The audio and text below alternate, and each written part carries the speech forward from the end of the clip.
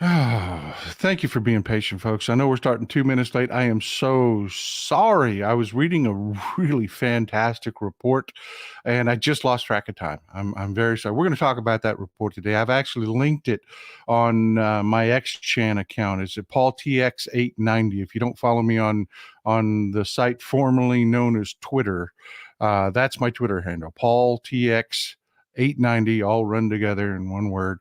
I've linked this report. It's fantastic. We're going to talk about Robert Hur to begin with today. If you've been in a coma or not on the face of the planet, you may not know what's going on. So we'll give you a little background and let's get into it. Fill your cups, have a pen and paper. Hopefully we'll have time for a roundtable at the end of the show today. I don't know because it is Super Bowl Sunday. Let's try not to run long. Let's get at it, folks.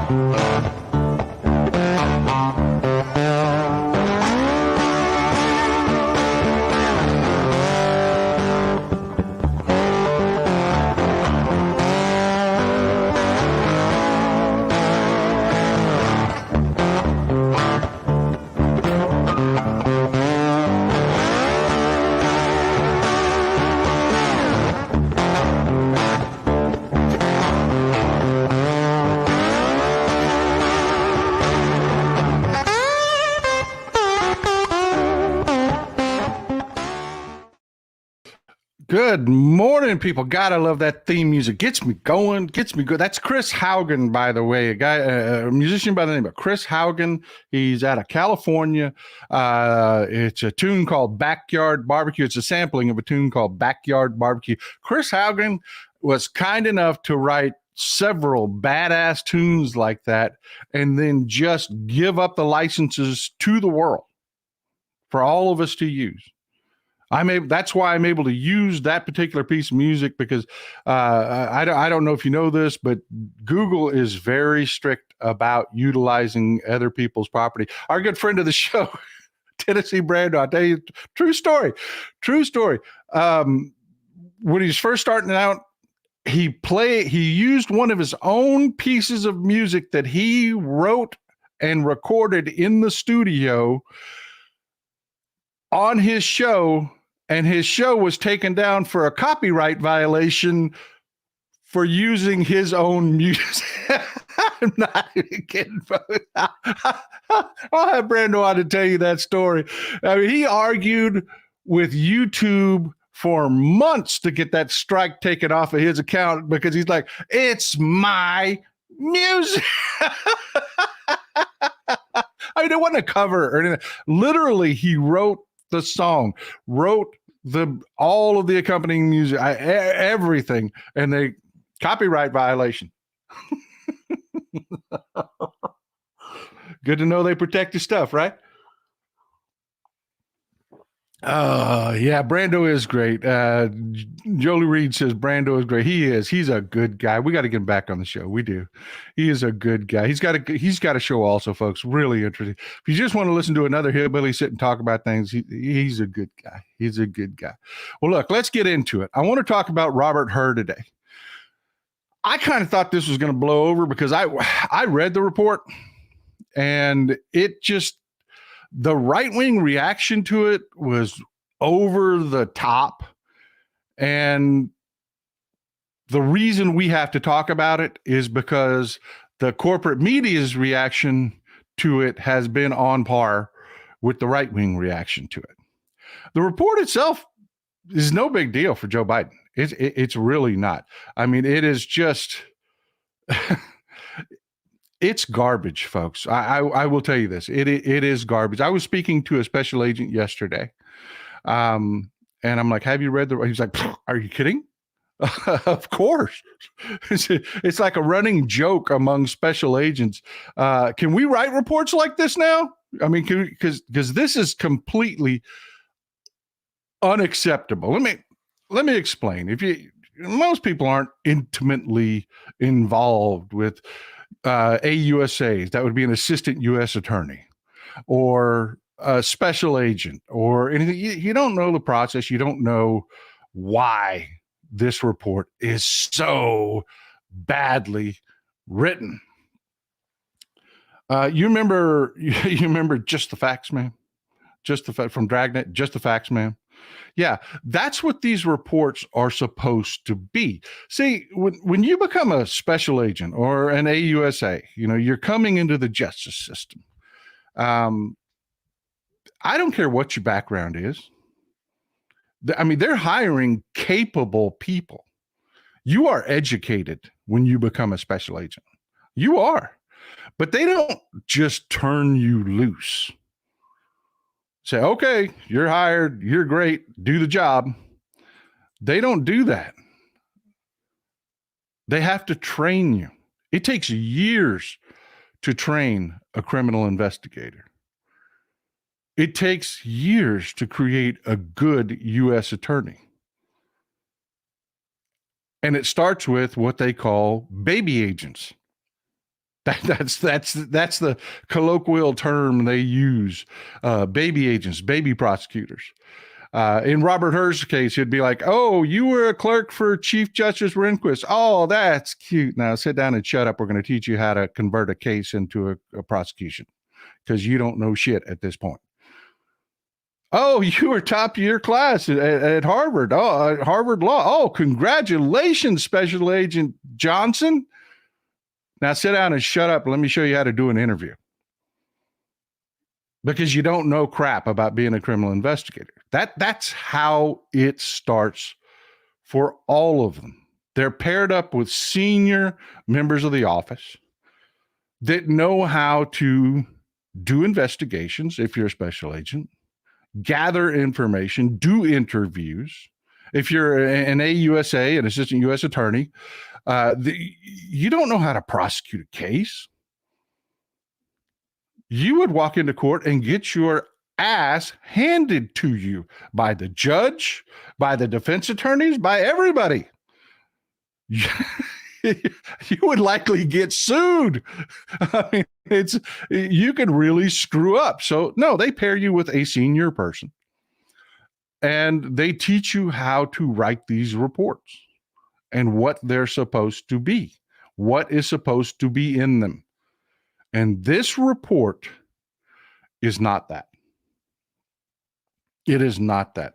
There's a great report. I was reading this before. I apologize for being late. It is amazing.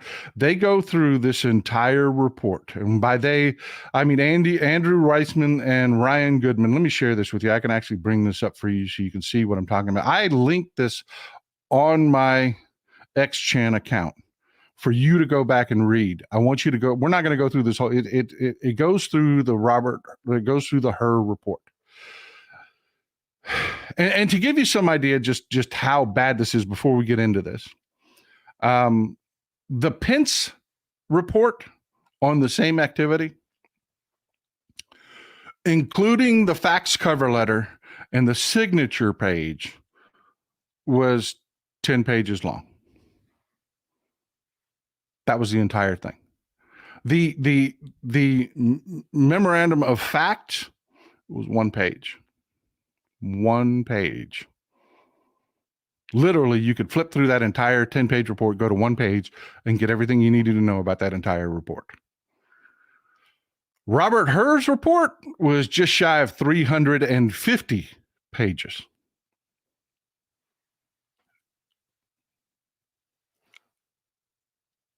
I know to you, you're like, that's not hugely impactful unless you're a defense attorney or a prosecuting attorney or a special agent or whatever. But I guarantee you there are special agents all across this country this morning joking with their boss about, can we do this? Can we do this now? Is this okay now? No. I better never see a report like that cross my desk ever. But anyways, this is from the Just Security blog. And I love this as a source, by the way. I will use this as anytime there's something major legally breaking. This is a blog. It was founded by Ryan Goodman. Um, it, Andrew Weissman is a contributor. Ryan Goodman is the founder, co-founder, and co-editor. It is a fantastic legal source. It's like listening to Midas Touch, folks. We're listening to Ben Meiselas break things down. Listen to Legal AF break things down. This is in print, though, so you can just do it at your leisure whenever you want. Pull it up on your phone, whatever. It's a great source. I've got it linked on my XChan. I want you to check it out. Andrew Weissman is a 20-year veteran of the Department of Justice, retired from the Department of Justice. He's written a few of these reports. Major prosecutions. The way it works in the Department of Justice is you've got like the FBI, they're criminal investigator. Well, not everybody in the FBI is a criminal investigator. Some people are analysts, things like that. But you've got the FBI, and then you've got the attorneys, the AUSAs and the USAs. And the way it works is the bulk of the prosecuting is done by AUSAs. You'll hear me say that a lot today, AUSA. That's Assistant U.S. Attorney. They're in an office that's run by a U.S. attorney. A U.S. attorney will prosecute a case, but it's going to be something, think about like Enron. It'll be something like that, where like the division is getting involved. For the most part, a USA is a manager. They will prosecute in big cases, but they'll use a team of AUSAs. The AUSAs is where the rubber meets the road on these prosecutions. And Andrew Weissman is a 20-year veteran. He's seen these reports. He knows how they're supposed to read. And Ryan Goodman, just give you an idea, I got his resume pulled up here, just for you guys. Ryan is a professor of politics and professor of sociology at NYU. He was the inaugural Rita E. Hauser Professor of Human Rights and Humanitarian Law at Harvard. He received his JD from Yale, his PhD from Yale, his bachelor's from University of Texas at Austin, hook 'em horns. He is a member of the Department of the State's Advisory Committee on International Law. That means the State Department, when they have an issue of international law, there's an issue, conflict between two nations, whatever, they need to be briefed on what is the law between these two nations. They call Ryan Goodman. He knows that shit. He's a member on the Council of Foreign Relations. He is a member of the U.S. Navy War College Board of Advisors. This guy knows shit, okay? That to the point. He knows shit. Andrew Weissman, veteran prosecutor. So when they sat down and they wrote this, they knew what they were talking about. Let me just read the first paragraph. I'm not going to get into a lot of this. It's long, and I want you to read it. I do. I want you to read it. But this is just how it opens. The special counsel, Robert Hur, report has been grossly mischaracterized by the press. I'm shocked. Shocked, I tell you. I was actually going to wear pearls after I read that line. I was going to go get some of my wife's pearls, put pearls on, so that I could clutch them for you after reading that first line, but I forgot to do it. So you just have to imagine me on my fainting couch, shocked. The special counsel, Robert Hur report has been grossly mischaracterized by the press. The report finds that the evidence of a knowing, willful violation of criminal law is wanting. Indeed, the report on page 6 notes that there are, quote, innocent explanations, unquote, that Hur, quote, cannot refute, unquote, quoting from the actual report of what Robert Hur says. That is but one of a myriad of examples we outline in great detail below of the report repeatedly finding a lack of proof. And those findings mean, in DOJ speak, there is simply no case. Unrefuted, innocent explanations is the sine qua non. That means without, basically there's no evidence. Sine qua non, it's Latin term for whatever, no, or something like that. I don't remember exactly what it means. Just a case that does not meet a standard for criminal prosecution. It means innocence. Or as a former Attorney General Bill Barr and his former boss would have put it, a total vindication. But in this case, for real. That's the opening paragraph, folks. And it goes on to break down the report piece by piece. And I really, really want you to read. This is really well written. It talks about what's actually in the report in an easy, understandable way. It has the quotes there, why this report is a problem. They have an opening paragraph of how it should have read. We have concluded there is not a prosecutable case against Biden, although there was a basis to open the investigation based on the fact that classified documents were found in Biden's home and office space. That is insufficient to establish a crime was committed. This is what the report actually says and how this should have been characterized. The illegal retention of or dissemination of national defense information requires that he knew of the existence of such documents and that he knew they contain national defense information. It is not a crime without those additional elements. That is the way one of these documents is supposed to read. Our investigation, after a thorough year-long review, concludes that there is an absence of such necessary proof. Indeed, we have found a number of innocent explanations as to which we found no contrary evidence to refute them and found affirmative evidence to support them. That's what it should have. That's what the Pence report reads like, by the way. That's what the Pence report reads like. But we've seen all the crap that's come out. We've seen all the crap that's come out about this. We've seen the way the press has responded to it. He said, one of the things I put a video out about was, him speculating about remembering the year that his son died.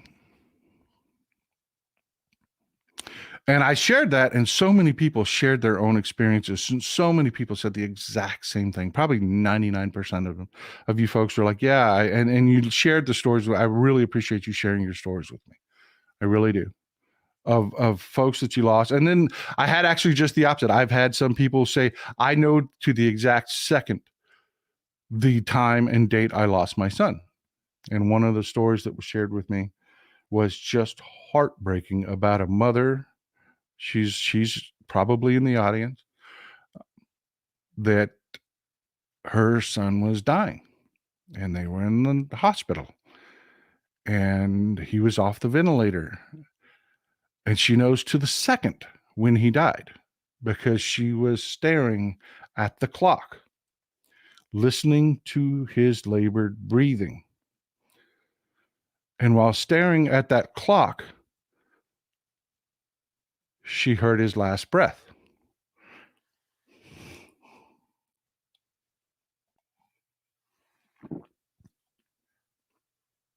So her visual image of that seared into her mind was that clock.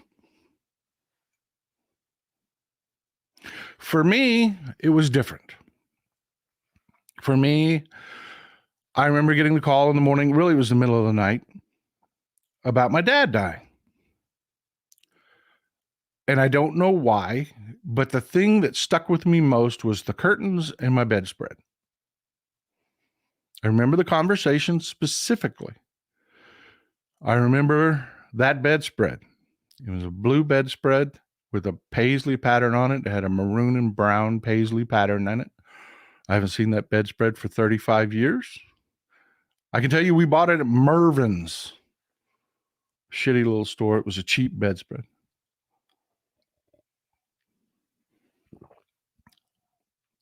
But I can tell you specifics about that morning I can. And I'm sure if you sat down and talked with Joe Biden about the time leading up to Beau Biden's death from cancer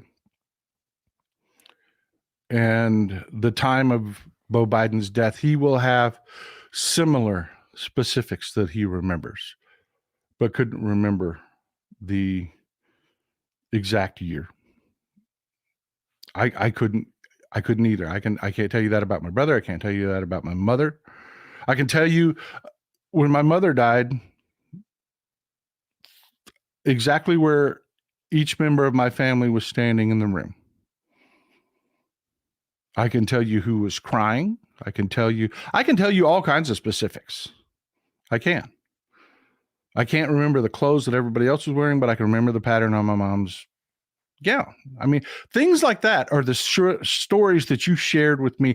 President Biden has those stories, but Robert Hur chose to editorialize, which you never do in these reports. And that's the point.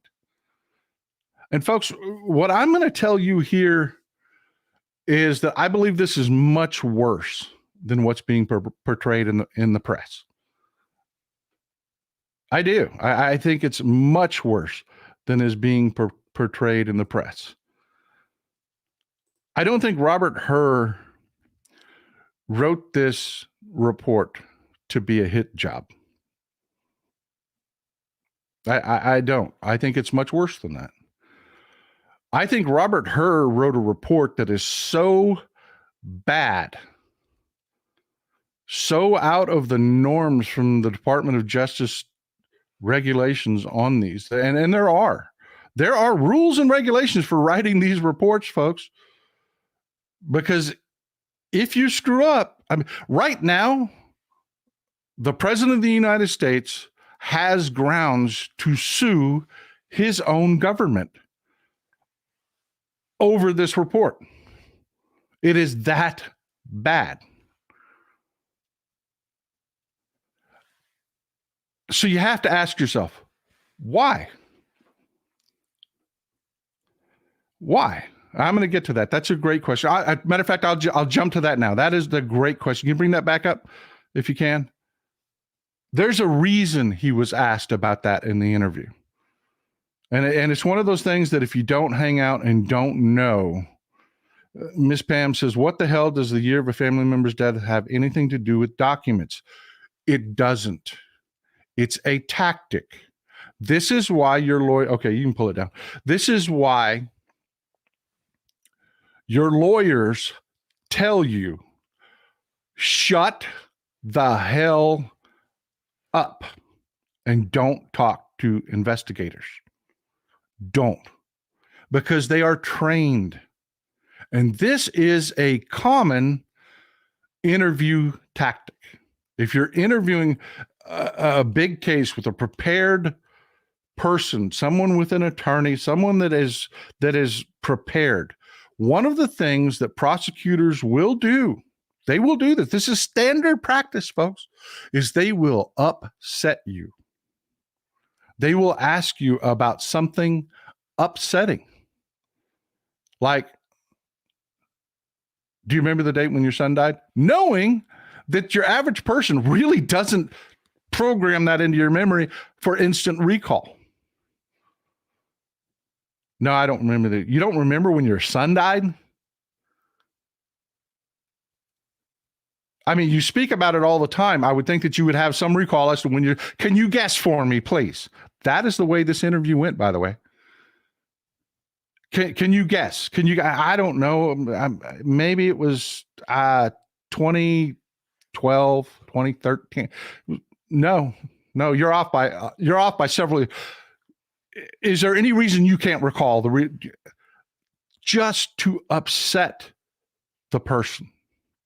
Because if you can get the emotion flowing, they're no longer thinking. And you can trip them up. They train special investigators to do this. They train criminal investigators to do this. It is part of their training on how to do that, how to psychologically get the interviewee off balance. because they don't want you thinking out your answers. They don't want you responding with your best answers. They want you off balance so that they can trip you up and try to pick things. That's what they do.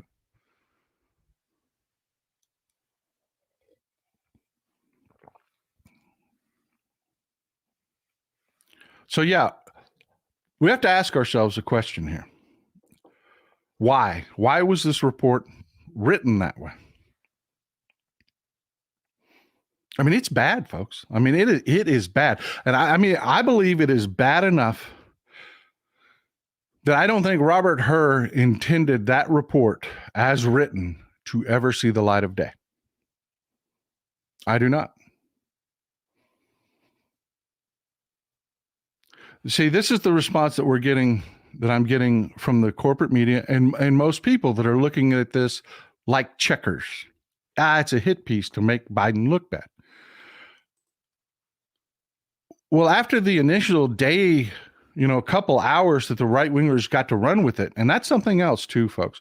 They had information this was coming out, that somebody was colluding with the GOP. They had their talking points ready to go. That's why it looks like a hit piece.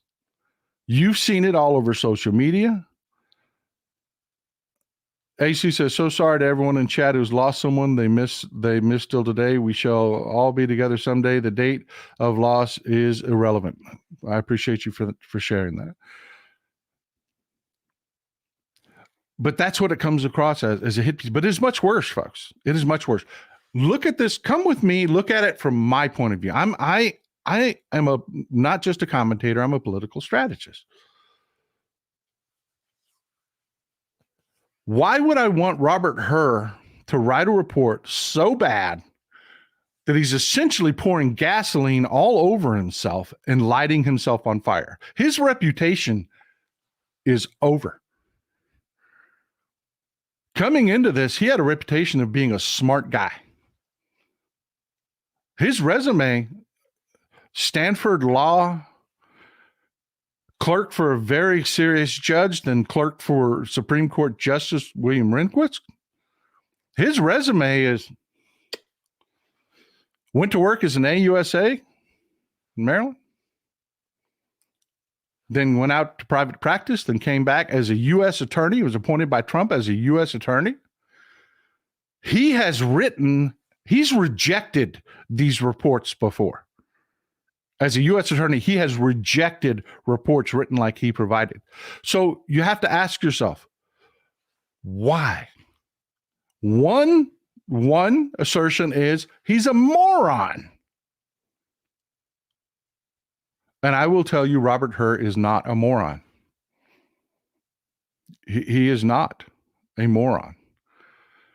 Okay, if he's not a moron, then he wrote it this way on purpose.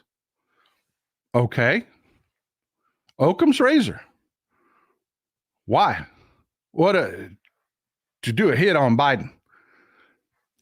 Folks, this is February.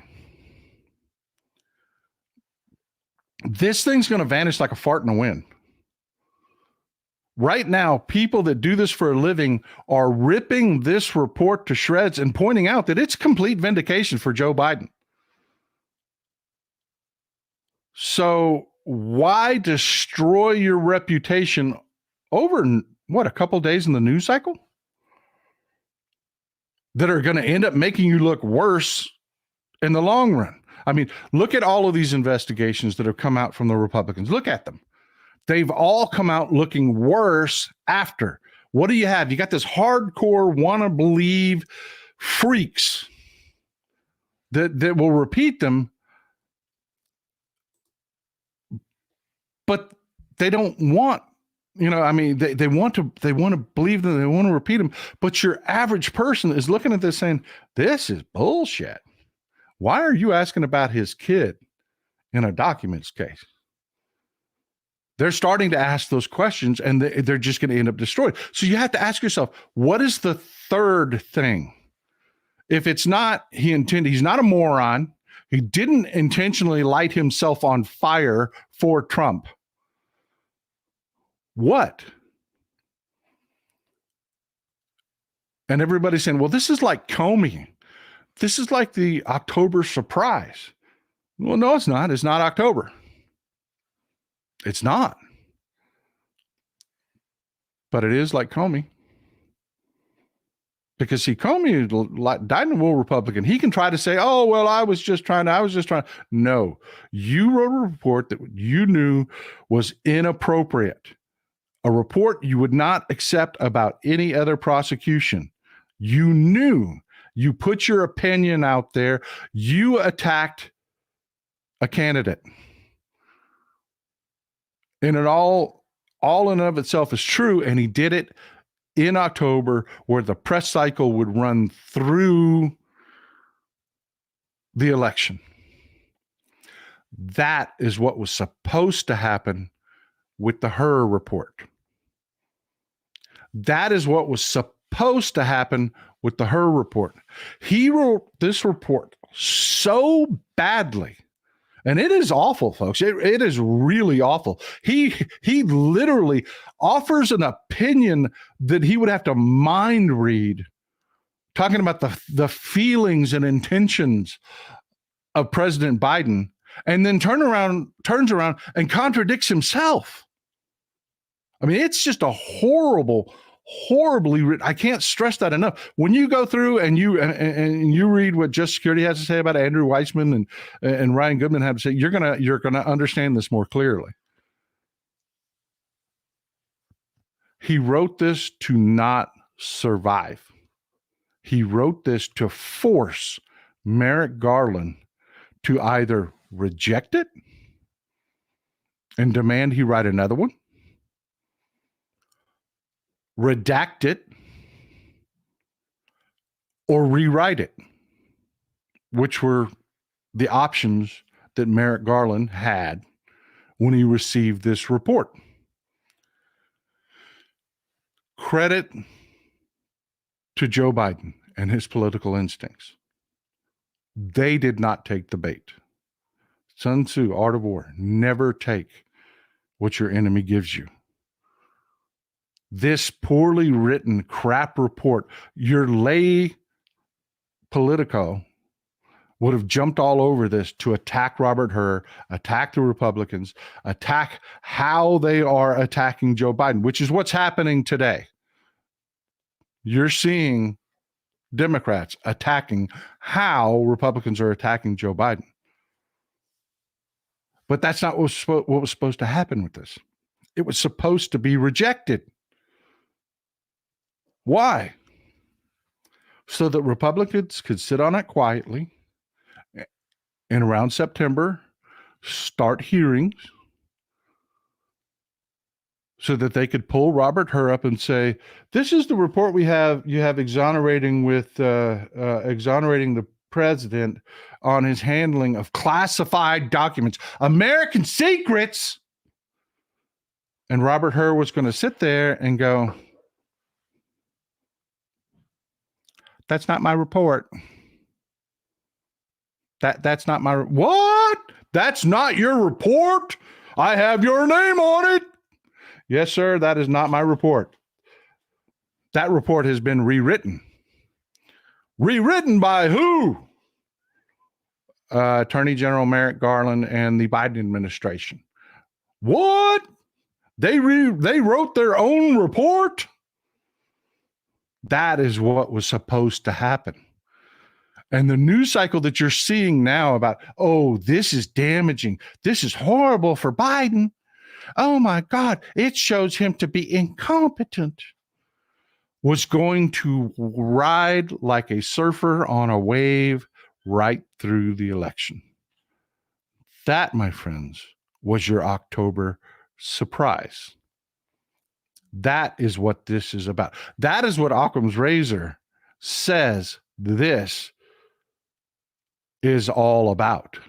Robert Hur colluded with Republicans to try to give them an investigation to open right at September, October, about him suppressing that he is mentally incompetent. And that's it. That's what this is all about. Robert Hur did not turn into a blathering moron overnight. He did not write a hit piece report for a couple days in the news cycle. Robert Hur wants to be, let me show you who Robert Hur wants to be. You know, he has a stellar resume. He really does. He has a stellar resume.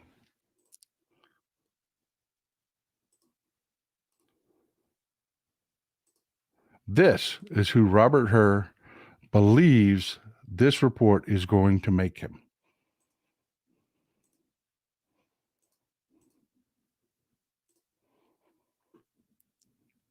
Drum roll, please. There you go. Forgive the graininess. I just pulled the fullest image up I could find. Brett Kavanaugh made his bones as Ken Starr's assistant. And that is how he became a Supreme Court justice. His hit job he did on the Clintons. The work he did writing shitty reports is still used today by Republicans. Robert Hur was trying to be Brett Kavanaugh 2.0. Robert Hur was trying to secure himself a spot on the Supreme Court from a Republican president.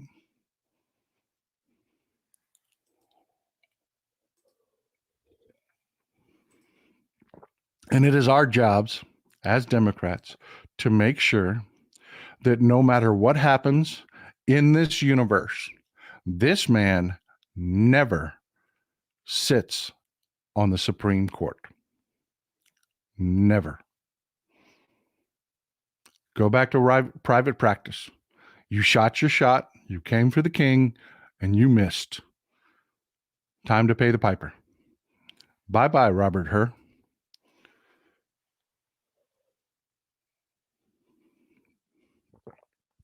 That, my friends, is a political strategist's view of this.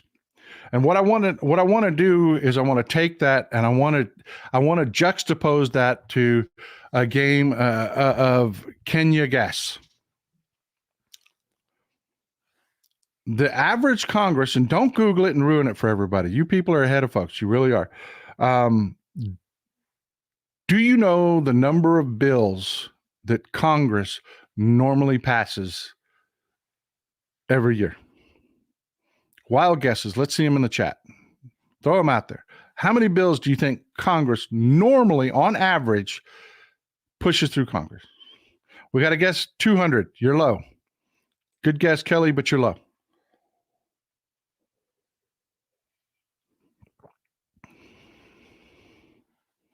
Got 300 from Deirdre. Deirdre, good to see you. God, I haven't seen you in a while. Good to see you. Guess of 300 from Deirdre. You're low. Greg Edmond, 400. Greg Edmond, you're the closest so far. You are. 391 bills is the average. All right. Good game. Good job. 391 bills is what they normally push through in a year. How many bills do you think this Congress has pushed through because of Republicans? Wild guess. You Googled it, Linda. Don't look at Linda. She Googled it. She Googled it. I know you did. Nobody just pulled that number out of their butt. I love you folks. Linda, that's why I love you. You want to know. You get out there, you find information. That's why I love you folks, man. I love you folks. I'm trying to find Linda's. She guessed 27. She was right. It's 27. This Congress, they had time to play this bullshit game. They have time to scream about fictions down at the border. They've got time for all kinds of crap, but they don't have time to govern. Normally, 391 bills is the average. 27 is what this Republican Congress has gotten done. One of those bills was a commemorative coin. Two of those bills were renaming buildings. Yeah. Two of those bills were just doing the basic thing of passing a continuing resolution that allows our government to keep functioning. I mean, there's really nothing to it, just a CR, which, by the way, is coming up again in March because they couldn't really do the job. Yeah, our gas stoves are safe. Yeah, they are. They really are. Linda Blanton says she didn't Google it. She just pays attention. I believe you, Linda. I really do. You folks know your shit. You really do. That's why I love talking with you. I love talking with you. It's not like talking to morons that second guess every damn thing I say because you're aware of things. Lisa Allen says they think obstruction is a badge of honor, though. Yeah, it actually they don't. They're humiliated. They're embarrassed. If you listen to them talk amongst themselves, they are humiliated that they are getting nothing, none of their agenda. They had the border bill of their dreams, things they have been trying to get. They were going to radically decrease the number of people that could request asylum in this country. That was in their hands. They've been wanting that for decades. Not increase as the world population increases, as need increases. No, not increase it, decrease it radically. It was like 5,000 was where it was going to max the number of people that could. I have to check that figure. Don't take that one to the bank, but I believe it was 5,000 that was going to max out. And Jay Daniels says these Republicans are much worse than useless. They are dangerous. They are dangerous. And I will tell you, there is no Republican that should ever be trusted to conduct an investigation. They do not have the morals. They just do not have the morals. Let me share this with you.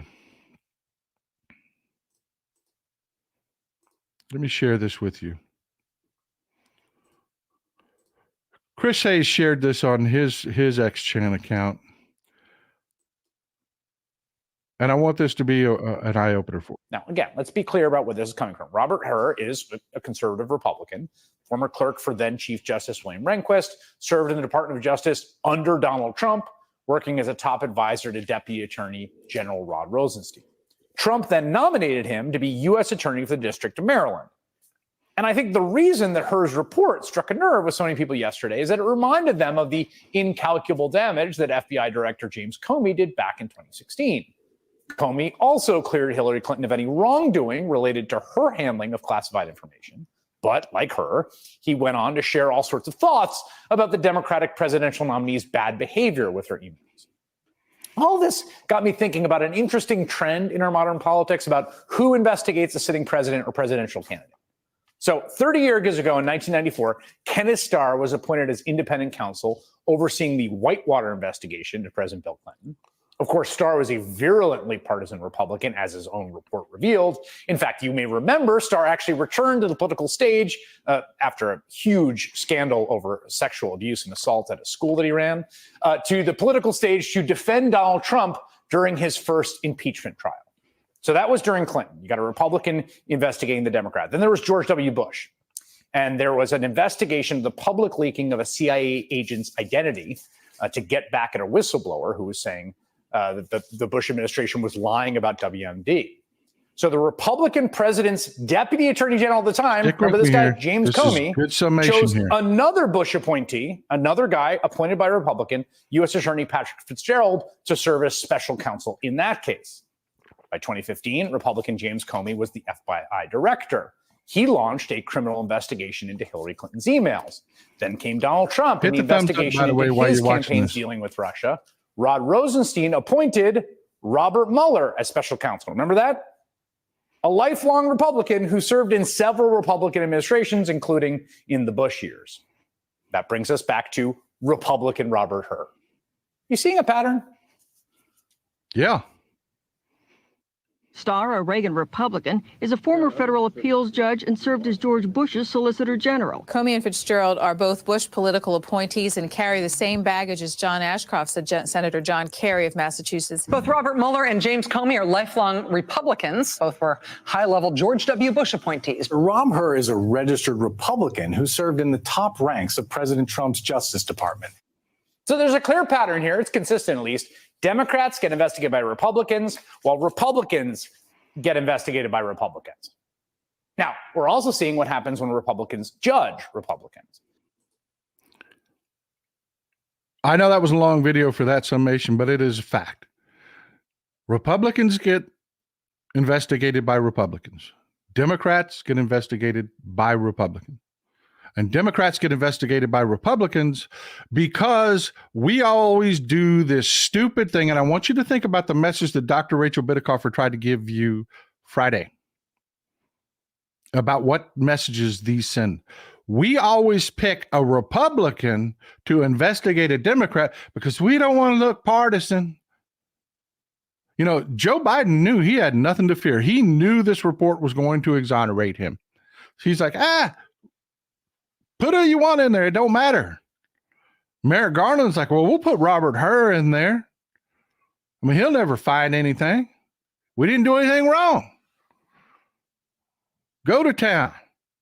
What message does that send?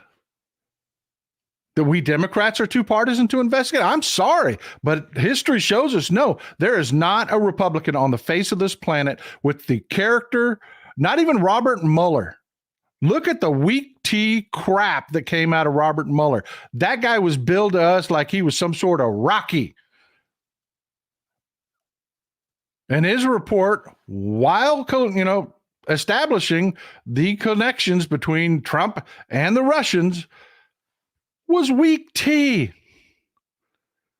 There is no Republican with the values or character to do investigations. We Democrats are the only ones that will govern. We are harder on ourselves. Look at what we did to Al Franken.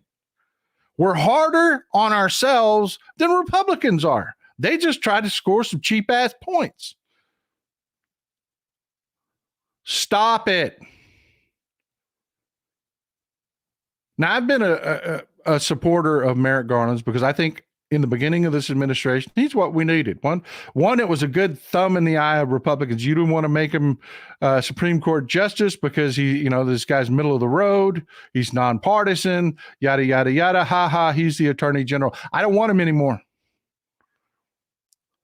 Happy birthday, Raymond Weaver. Everybody wish Raymond Weaver a happy birthday. It's his birthday. He came and hung out with us on his birthday. I sure appreciate that. I appreciate you being here, Raymond.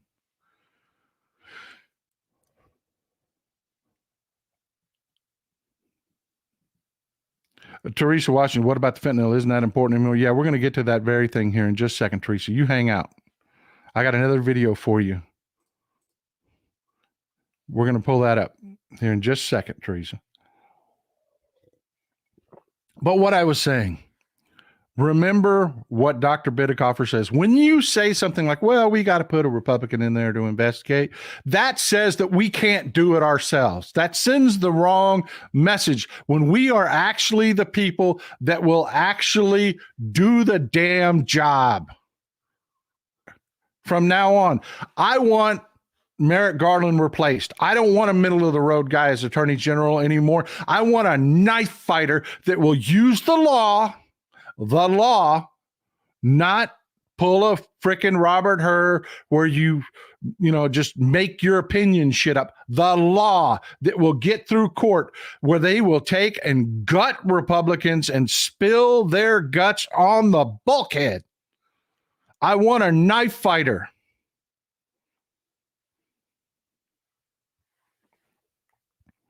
I want a knife fighter as Attorney General. 3 years is about what an Attorney General lasts.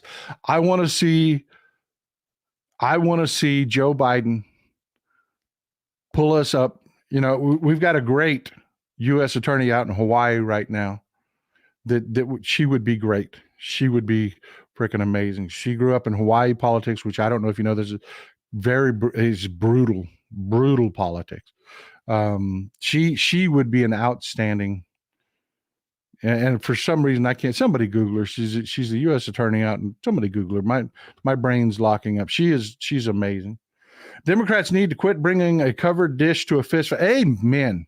Amen. That is the point of what I'm saying. And this isn't even hard. I want to share something with you. This came out of TikTok. Folks, you see the crap that the corporate media is doing. We're getting more and more citizen journalists that are. A news agency should have found this, not some guy on TikTok. I want you to watch this. I'm going to share this with you. I'm sorry for the folks watching on phones. I know this is going to be a little bit difficult for you to. I'm going to give you the name so you can just go watch it full screen on your phone. This is your homework assignment after this. Go watch this video full screen on your phone if you can't see it here. But I want you to see this. This is amazing. All right, get ready. This is on the border. Hey, everybody. Not sure if you've seen this video, but keep an eye on those two gentlemen with the arrows. It's going to be very interesting because they've been doing this forever. And our, pals from the right think that there's an invasion. But just watch this.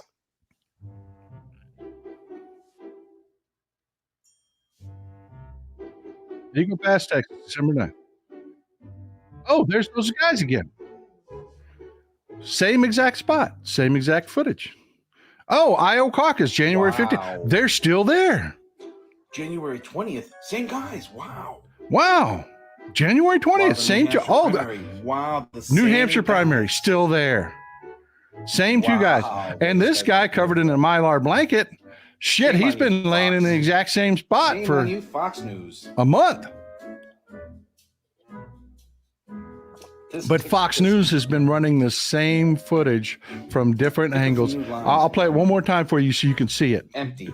Really get a good look at it. Let me back it up and From the video. Hey, everybody. Not sure if you've seen this video, but keep an eye on those two gentlemen with the arrows. It's going to be very interesting because they've been doing this forever. And our, pals from the right think that there's an invasion.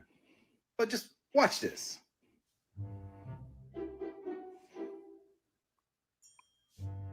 Eagle Pass, December 19th. There's those guys. Same group. January 15th. Wow. A month later. January 20th, same guys. Wow. Wow, the New Hampshire primary. Wow, the same guys. Wow. Well, those guys must be there forever. Shame on you, Fox. Shame on you, Fox News. Meanwhile, this is what they've been doing. And they're not the only ones, folks. You know damn well there is a caravan that's going to show up at election time. Every freaking November. It is the joke of all jokes. Every freaking November, a right-wing donor pays for a caravan to show up on the southern border and tells Fox News exactly where they're going to be. Every year. You know what's going to happen. Oil executives are going to raise gas prices right at the election. Guaranteed, September, your gas prices are going to start going up by about 50 cents to $1. Guaranteed. Every election. Every presidential election, every major congressional election, this will happen. The Republicans tipped their hand. They're pissed. They are not happy. You'd think they'd be elated. They got a couple of days of running the news cycle about, Joe Biden, we need a 25th Amendment him. You think they would be freaking elated, man. Just, woo! They're not. They're pissed. They are pissed off. Listen to them talk. They're not smiling. They're not happy because their October surprise just like a fart in a hurricane. But now, Marjorie Holler says, it is wonderful to be able to watch live today and read the live chat. I'm telling you, best chat community on the internet, period. best chat community. You people know your shit. I love the parallel discussions that go on in chat. I brag about you every time we have a guest, and I brag about you people. And I'm not kissing your ass. I'm telling you, you recharge me. After I'm sitting here watching and reading this crap, I'm pretty damn low coming into these shows sometimes. You folks recharge me. You really do. Thanks for all you do, Texas Paul and Mrs. Texas Paul. You have a wonderful cross-section of viewers who think many have good sense of humor. That's true. Thanks, Marjorie. I appreciate that. I really appreciate the support. Grumpy Moose Gaming says, I talk what we did to Franken all the time. Go overboard. Thy let Republicans away from cheating, stealing, and worse. Stop taking knife to a gunfight. Agree. 100%. I agree. But folks, October, they tipped their hand. We know what's going to happen. They were going to try to go into October with Biden's doddering. He's an old man. He can't remember things. I am going to spend, September 6 months away. This is February, almost March. We're coming up on Valentine's Day, by the way. Don't forget, Valentine's Day, almost here. Super Bowl's today. Folks, Claire Connors, thank you so much. I could not, I almost called her Miss Claire. Claire Connors, thank you. Look her up. She is sharp as shit. I'd love to see her as Attorney General. I don't know why. Do you ever have that happen where it's like you've actually read about a person, about a person, but you go to pull their name up and it's like, no, we're not going to let that happen. Claire Connors does that to me a lot. You people need to keep her name on the top of your tongue to help me out, because there's going to be a lot of times I'm going to say over the next 9 months, because I want Claire Connors as Attorney General. She's one of the people I want. Keep her name handy. She is sharp, man. She is sharp. Linda Blanton says, Garland has faults, but I think he had to release he did. That's the whole point of what I'm saying. He had to release the port in full. He did. He had to. And it was a good move to do that. Niners. No, I'm a Chiefs guy today. I'm sorry. I am. Bedazzle my ass and call me a Swiftie. Anyway, shouldn't have said that before the show was over. Damn, might lose half my audience. Yeah, it is sweet, isn't it, Taylor and Travis? But look, I want to wrap this up. I really do. I want to wrap this part of it up, because there's a couple videos that I want to show you real quick before we get out of here. Yeah, this was supposed to be the October surprise. No, Merrick Garland couldn't touch it. He couldn't touch it. He couldn't edit it. He couldn't anything. But I want Merrick Garland gone anyways. Thank you for your service, sir. You did a good job in the beginning, set the right tone in the beginning, but now I want a knife fighter. We want a knife fighter. Bring me somebody in that's blatantly partisan, because we Democrats are better at running the government. We just are. And that's where I want to leave you with this. Stop letting Republicans do investigations. Before we go, there's a few things. I don't play defense. I play offense. I am a political strategist. I have no apologies to make. So let's watch a few things that. And am I correct that you were engaged to your current wife sometime in 2004? I don't know. Am I correct that you married your current wife in January 2005? I don't know relative to that tape. No. And am I correct that you were engaged to your current wife sometime in 2004? I don't know. Am I correct that you married your current wife in January 2005? I don't know relative to that tape. No. And am I correct that you were engaged to your current wife sometime in 2004? I don't know. Am I correct that you married your current wife in January 2005? I don't know relative to that tape. No. And am I correct that you... This is the same interview and where he confuses his wife with E. Jean Carroll. He's looking at a picture of E. Jean Carroll, a woman that he raped in a Bergdorf Goodman dressing room, shoved his fingers in her vagina in a Bergdorf Goodman dressing room, looked at her picture and said, oh, that's Marla. That's my ex-wife. That's Donald Trump. Not the end of it. Not the end of it, folks. He said, this is all stuff coming now that he said recently within the last day or two. We have to win in November, or we're not going to have Pennsylvania. they'll change the name. They're going to change the name of Pennsylvania. We have to win in November, or we're not going to have Pennsylvania. They'll change the name. They're going to change the Okay, yeah. Was that on any of y'all's agenda? I don't know. It wasn't on mine. I don't know any Democrat that was planning to change the name of Pennsylvania. Do you? Obviously, it's on this nutball's mind. Who makes crap like that up? They're going to change. If I don't get elected, Pennsylvania's going to go away. I mean, if I don't get elected, Pennsylvania is going to go away. Give me a frickin' break, you nut. You frickin' nut. Doesn't stop there. This seems important to me. This seems somewhat important to me. Viktor Orban. Did anyone ever hear of him? He's probably like one of the strongest leaders anywhere in the world. And he's the leader.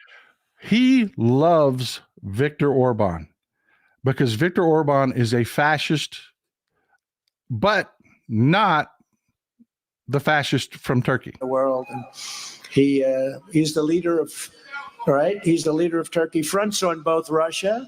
Yeah.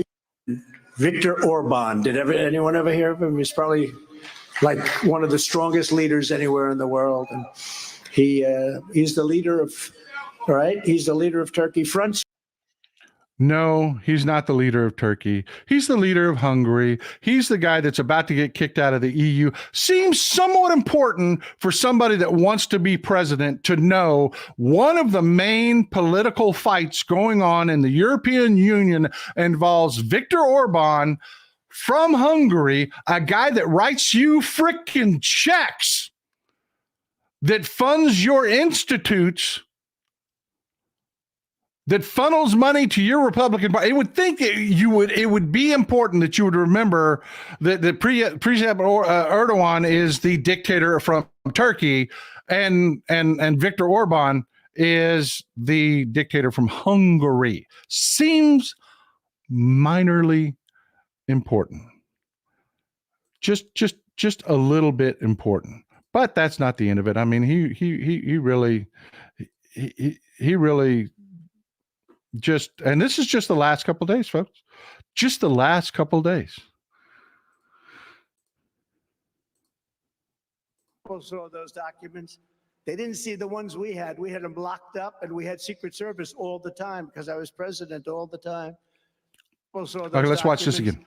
They didn't see the ones we had. We had them locked. Oh, the hell they didn't. We have testimony that you were showing people those documents, and they were not locked up. They were sitting on a damn stage. They were sitting in a shitter that people used. They were spilled out on the floor. You lying piece of crap. But let's continue with what he was saying here, because the end of it is what's important. Locked up, and we had Secret Service all the time because I was president all the time. I was president all the time? Excuse me?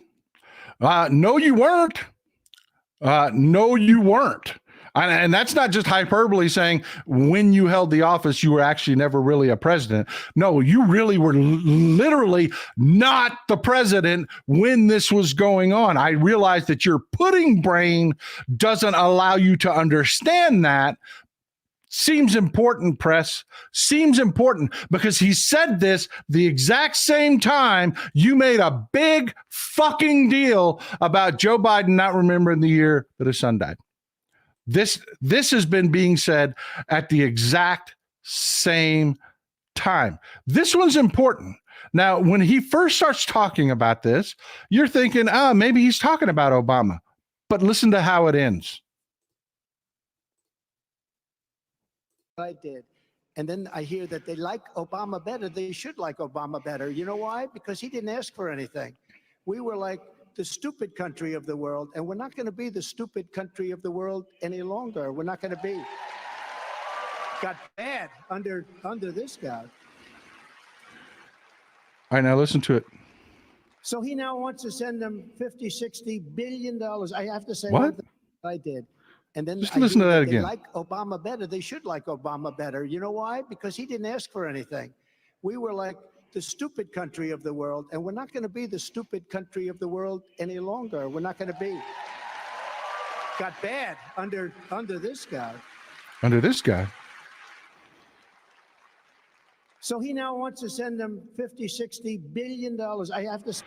This man believes Barack Obama is the president of the United States. He believes he is running against Barack Obama. He said that multiple times, that he ran against and defeated Barack. He never ran against Barack Obama, folks. He ran against Hillary Clinton. Barack Obama was not president when he was running. Barack Obama would have kicked his dick in a straight up race. But he's repeatedly said that he's running against Barack Obama. And then now he's talking about policy today. He wants to send them $60 billion. And you know, this guy, he thinks it's Barack Obama. He literally in his head has so much pudding because his brains have melted. If this guy had a brain injury, his brains would ooze out of his head like pudding. Terry Schiavo had more brains left in his head than this guy. And this is going on right when the press is talking about, oh, Joe Biden's in trouble. This is devastating. This is devastating. You could remember when his son died. Oh, devastating, devastating, devastating. My ass. My ass. But this is the most important one, folks. And this is what we're going to wrap it up with. And we're going to have a few minutes of a roundtable here. I want you to watch this and pay very close attention to what he says here. This is straightforward. This is right out of his mouth. This is what he's going to do if he gets into the Oval Office.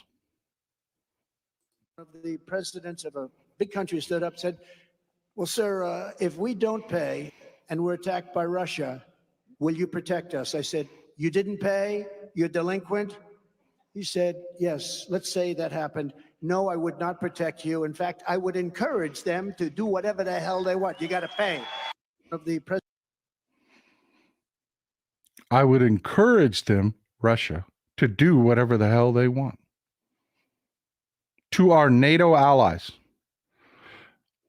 Folks, I want to give you a little background. There are no frickin' dues to be delinquent on. There aren't. That's not how NATO works. You have a pledge to spend X amount of your GDP on defense. And then countries participate in NATO actions.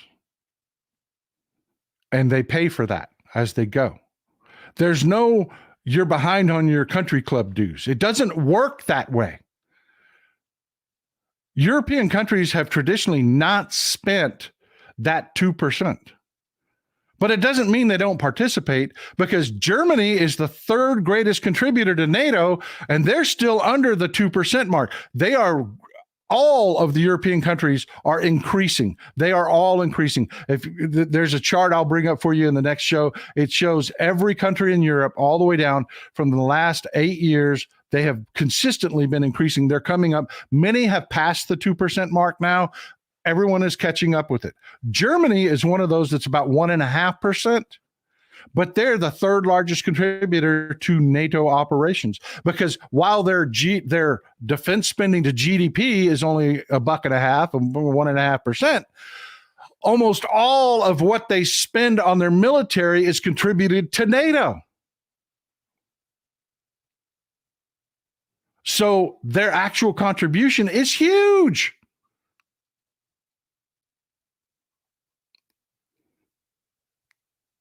So yeah, this guy doesn't know shit. He knows less than a commentator sitting down in frickin' Texas. And he has told you, let me play it one more time so that you can hear what he says Russia can do. And listen to the crowd.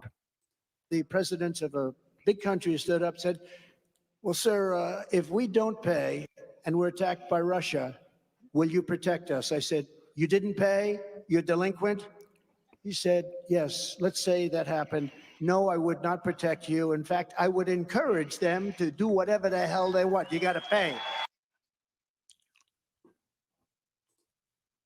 If you are part of a European audience, I need you to spread the word, folks. Republicans will betray you. Republicans will betray you. They do whatever this man wants, and this man has said he is not going to be there for you. That big-ass bunch of jolly green giants that is the U.S. military will not be there for you. He will let the Russians do whatever they want. And he said that to a crowd in South Carolina day before yesterday.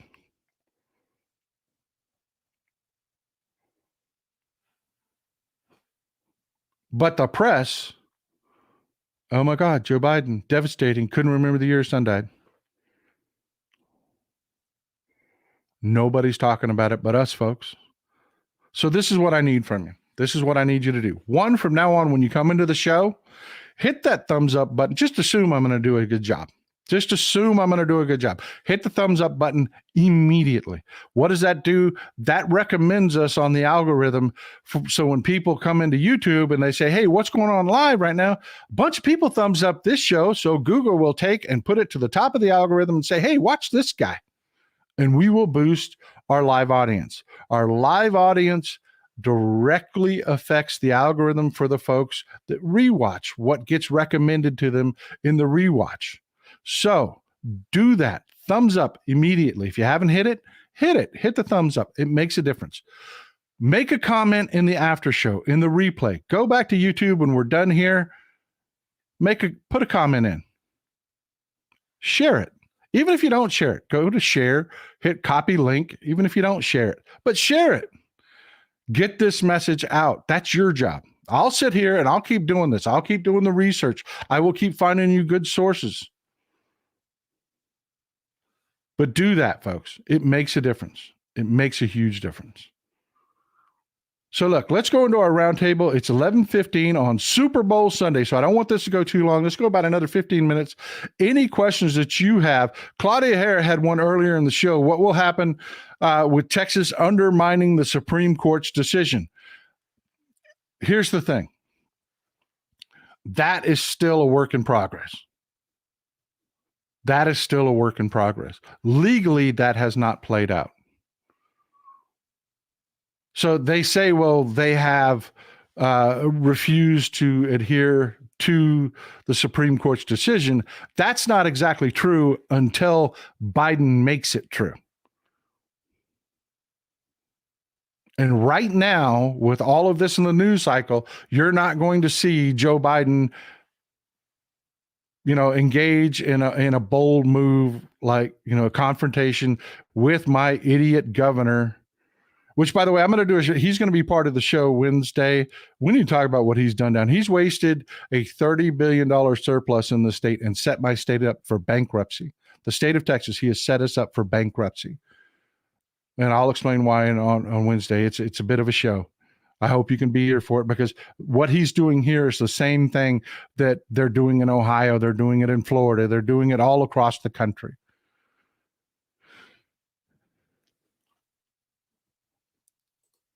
Lacewater says, go Engeron. Yes, folks, that is coming. That is coming. Trump does not have liquid capital. That's something else I want you to watch over the next little bit.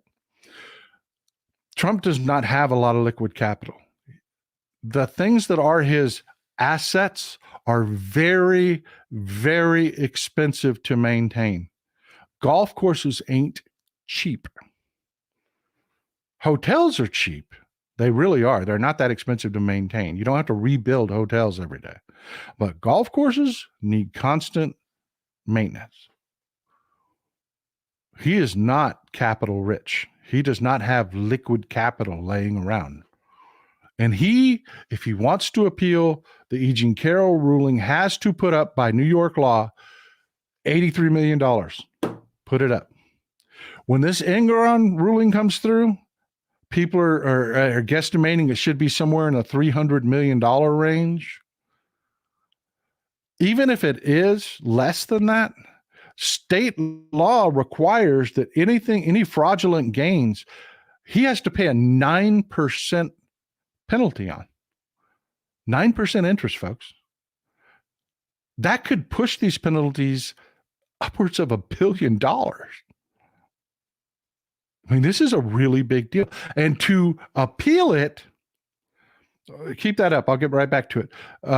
To appeal it, he's got to put a bond up for that amount of money. And he's not liquid, folks. He's not. He doesn't have a lot of cash laying around. He's going to have to go suck up to a bank and get blown out of the water begging money out of Putin's ball sack. And that's what he's going to go into this election looking like. Begging for money. William Griffin says, what percent of Texans are really willing to secede from the United States? None. None. Zero. None. What percentage of Texans are willing to say stupid shit? Every Republican. Every Republican wants to say, I am tough. I am tough. I am tough. But I can't live without Social Security and Medicare and Medicaid. So we're not really going anywhere. Zero are willing to secede. None. They are fools. They're buffoons. My governor is a fool. He's a clown. He's bankrupting my state. He wasted a $30 billion surplus that came about. You remember after COVID, the economy took off like a rocket. The economy took off like a rocket. So my state that lives off of sales taxes as part, major part of their revenue, got a windfall off of that. Inflation, higher inflation meant more money to my state that they didn't predict. They didn't budget for. So we had a surplus. What did he do with it? This bullshit down at the border. He spent a third of it down at the border with this stupid re-election bullshit. Then they passed a ridiculous amendment slashing taxes, which is great. We needed tax reform in the state. Our taxes were super, super high here. The people that are moving from the poor people moving out of California that can't afford to live there are hitting Texas and they're like, oh man, my house is cheap. Got me a house that costs $1 million in California. I got it for $250,000 here in Texas. Woo! What do you mean I have to pay $5,000 in taxes this year?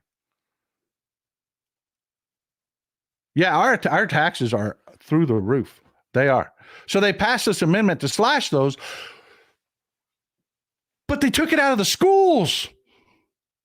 They took it out of the schools. So what are the schools doing? Raising their rate? Because they can't just lose that money. So he took a one-time payment out of instead of investing in our schools, investing in our infrastructure with that money, he had this stupid tax cut idea, which is going to temporarily go into Texans' pockets just in time for the election. I just paid my tax bill, folks. It was almost half. You telling me the state can afford that? No, they can't. No, they can't. But the schools are jacking up their rates. So we're going to just hand it right back to them. So I'm not spending that money.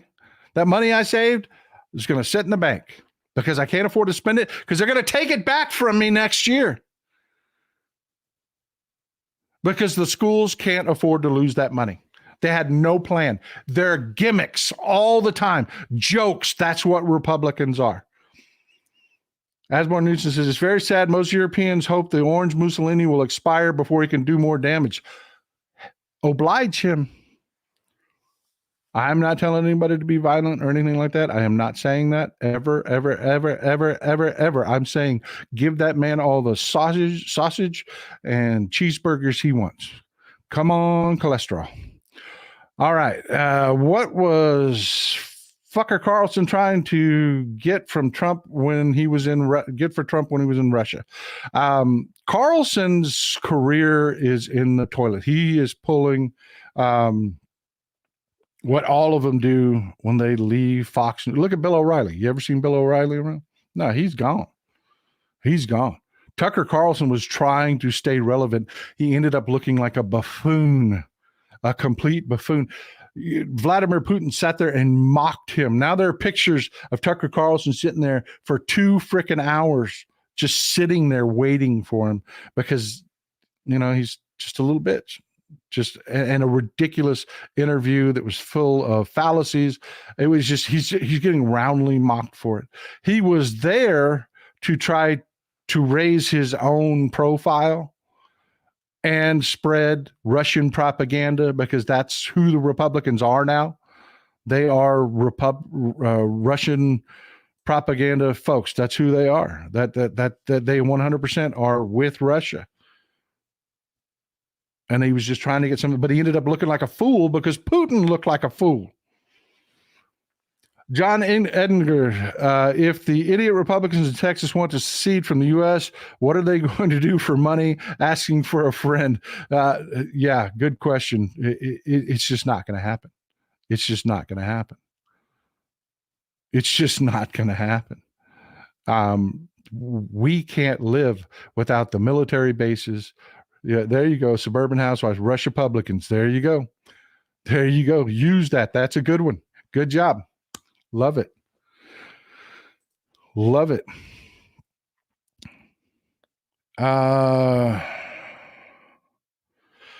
Brian Champagne asks, Texas Paul, you don't think that they're trying to pull the biggest can to plea insanity to not go to prison? Do I think that they're trying to arrange an insanity plea to not go to prison? No, I don't. I think he's just really freaking gone. Dementia Donnie is gone. He is gone. He is shitting on himself. That whole thing, Trump stinks, wasn't made up. The man freaking reeks because he walks around in a diaper. That's not hyperbole. I mean, he really stinks. He's gone. He's just gone. All they have is the pretend stuff, the fake stuff that they make up, the stagecraft that they make up for him. That's why, look at any interview that he's in. He's just an idiot. He's angry. He's exactly what you would expect somebody with Alzheimer's or dementia to act like. Anyway. Yeah, Smelvis. If you follow social media, you know what the Smelvis jokes mean. But yeah, folks, I got to tell you, we got time for 5 minutes left. We got time for another good question if you got one out there. But yeah, Texas is not going to secede ever. We live off those military bases. We do. We live off those military bases. You should have seen what happened in San Antonio. They were in full freakout mode when Kelly Air Force Base closed. Remember BRAC, the Base Realignment Commission? They were in full freakout mode when just Kelly Air Force Base closed. They didn't know what they were going to do. If Toyota hadn't opened up their truck plant down there, San Antonio would have been screwed. Would have been completely screwed. Yeah, Texas isn't going anywhere. That talk is just, it pisses me off. It really, as a Texan, it really pisses me off. Gracie says that's from drugs, not dementia. I don't know. I really don't know. I don't think he's just high when he's saying this stuff. I think he is really gone. I mean, I haven't, I'm not a doctor. I haven't sat down with him and looked him over and done, but who walks around? First of all, have any of you ever taken a mental competency test? Me neither. No one ever thought I needed one. And he walks around bragging about it all the time. I took a mental competency test. Why? Why did they give you one? Because they know he's gone. They just want to know how gone.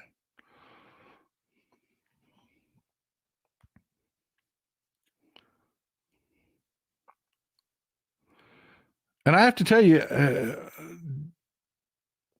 we've got the best president Joe Biden may go down as the best president we have ever had, period.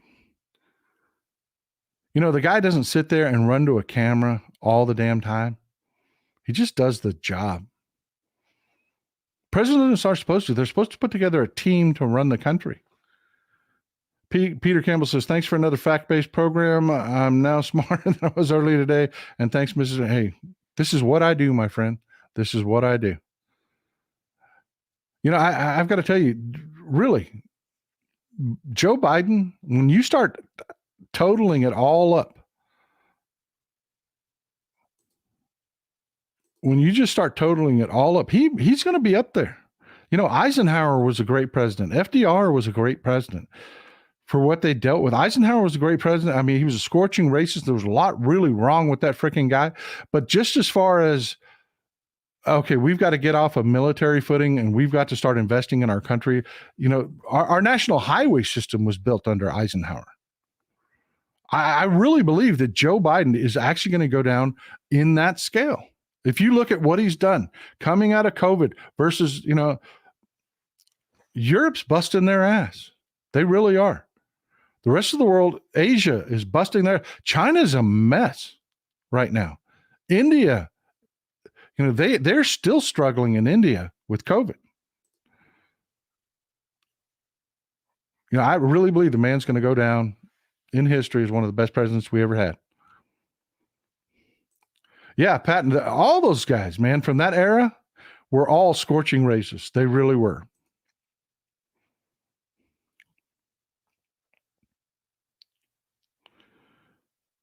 Ginger McIntosh says, please explain money for Ukraine stays in the U.S. for arms.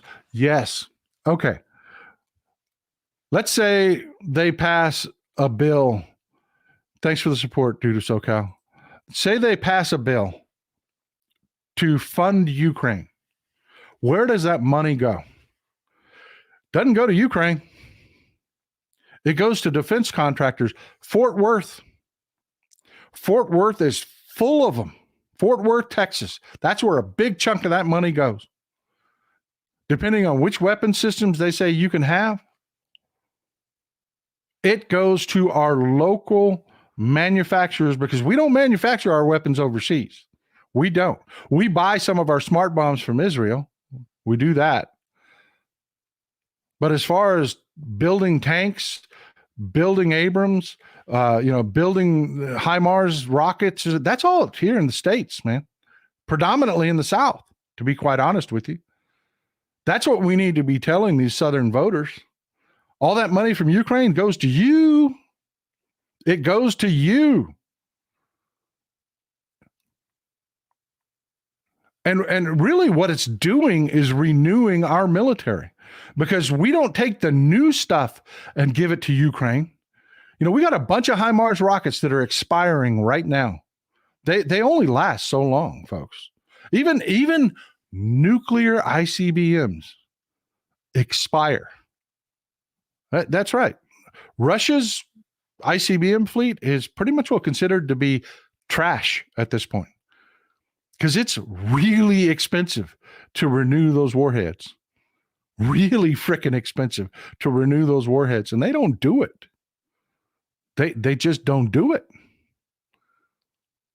I was talking to Richard Ojeda. He was talking about one of the things that he noticed, and several people in the military have talked about, is when you look at the Russian vehicles, close-ups and stuff like that, the tires, huge chunks of them are missing because they never replaced the tires. That's the thing in the military. Most of the tires on these vehicles don't wear out. They dry rot. So we replace tires that look good all the time because they have a date on them that says replaced by this date. Do the maintenance on this vehicle by this date. They don't do it. So what we're doing is we're taking money, going to a factory and ordering a bunch of HIMARS munitions with money appropriated by Congress. Then we're taking the old stock and sending it to Ukraine. So we're not giving them our new stuff. We're renewing our military and giving them our stuff that we're using right now to use up before the shelf life. So thank you, Denise, before the shelf life is over. That's what we do, folks. And every time they won't pass a Ukraine bill, it's predominantly in the South where these manufacturing facilities are. This is welfare jobs, folks. That's why we spend so much on our military. Welfare jobs, to be quite honest with you. To put factories in places that people won't normally put factories. And give people jobs down here in the South where we don't have a lot of industry.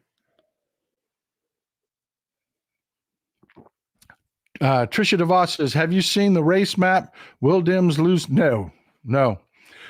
If you get your ass out and vote, look, I'm going to say this again. People don't vote to say thank you. They don't. They don't vote to say thank you. They vote to say fuck you.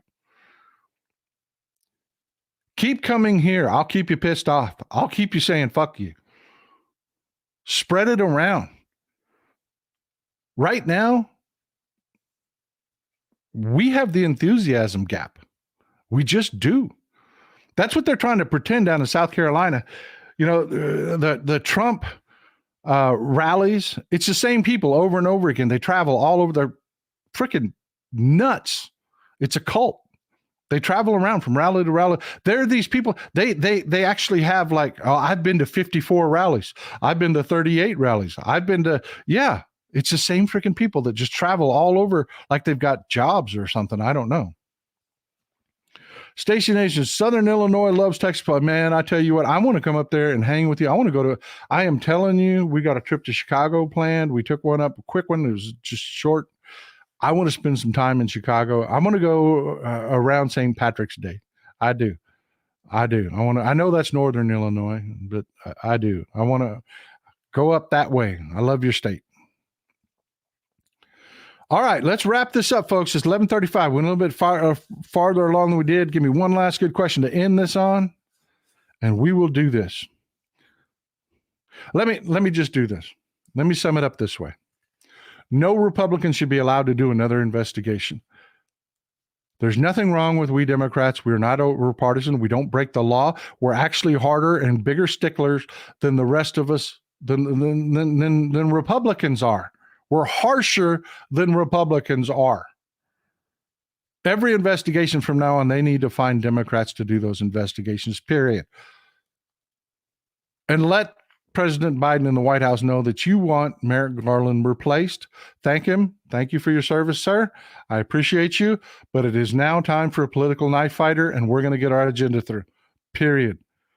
We're not playing this anymore. So tell me, who do you got? Let me see it in the chat. Who do you got? Super Bowl Sunday, folks. Who do you got?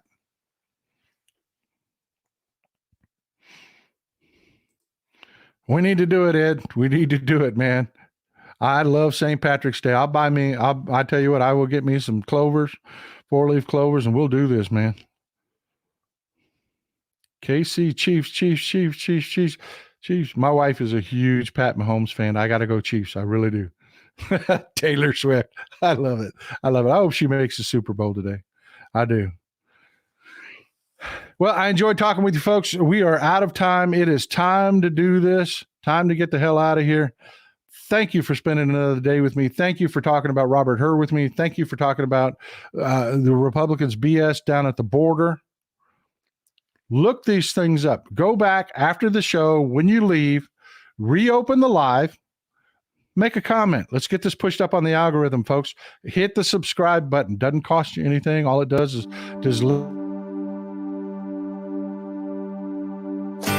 it just lets you know when the content is coming out.